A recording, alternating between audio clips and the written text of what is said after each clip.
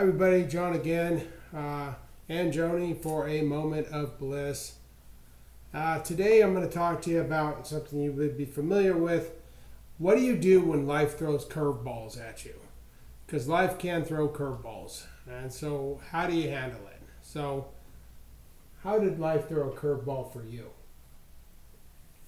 Well, what happened was your mom came to live with us. So that was a big curveball for me.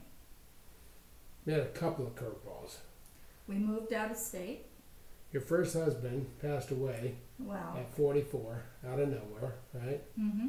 That's a huge curveball. Yes. Yeah. That's We huge. rented our house in Arizona. We went to go live in California to take care of my mom, which was a curveball.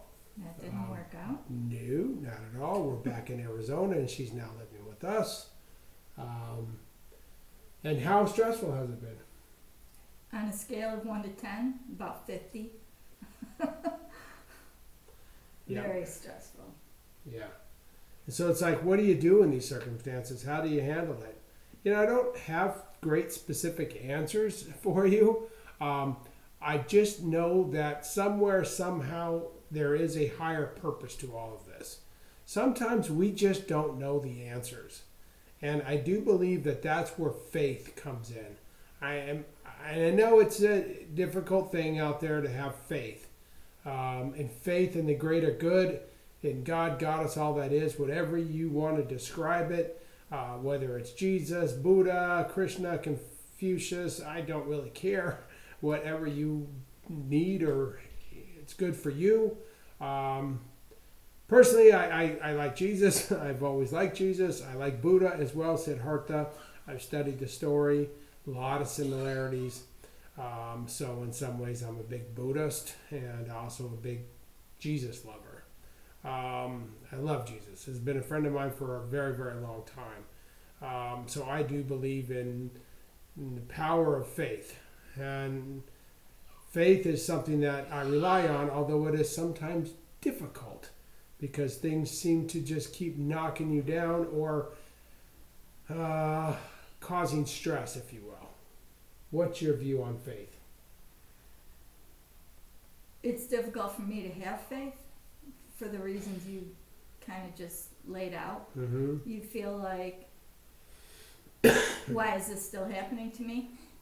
Although, when I think about it, I know it's not a unique situation. It happens to everyone. So why would I be any different? But I try to keep the faith, even on the days when I feel really. And that's another good point too. I mean, a lot of people say that. It's okay to feel bad. It's okay to have those moments. Try not to let them linger, but it's okay. And I love when people say, well, other people are dealing with.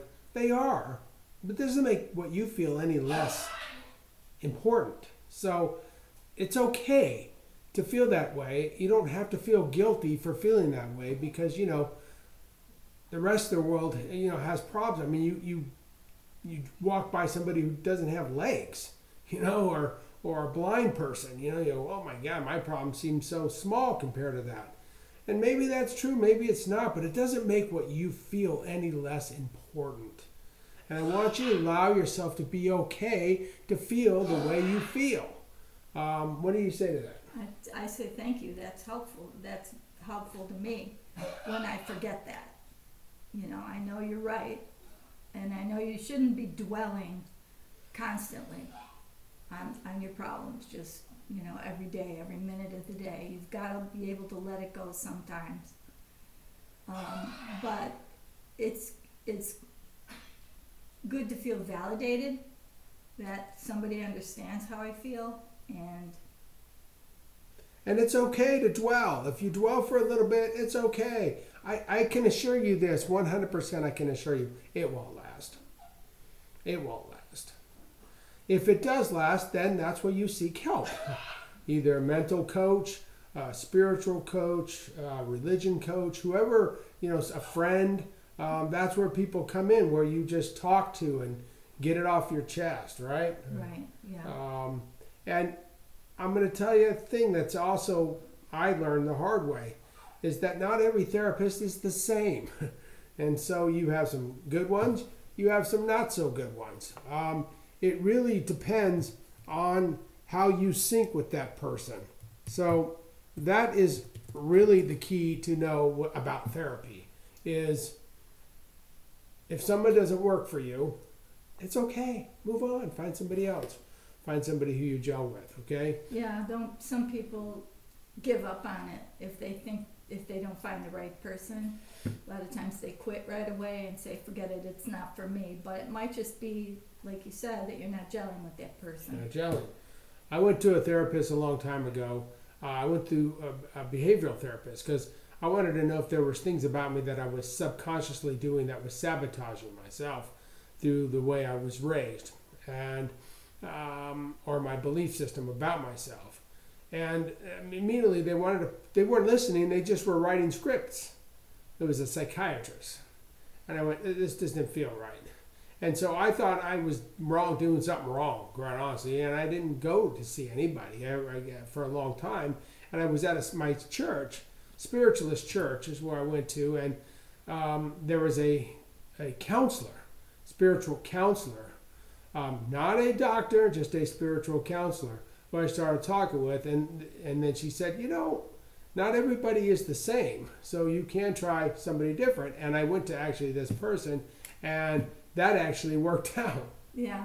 As funny as that is, because I think they came from an intuitive perspective, a listening, deep heart perspective, and they were truly wanting to help. But for me, it was very beneficial. So, that's what I have to say about therapy. But in the end, life throws curveballs, no question about it. And I believe that faith is one of the things, it will be okay. It will be okay. Right? Right. Hard to feel that in the moment. Mm-hmm. But anyways, I hope that helps. Just our thoughts. And again, this channel is about positive thoughts, positive deeds, positive action, spreading the word of love, helping each other get through and know the greater goodness that lies within.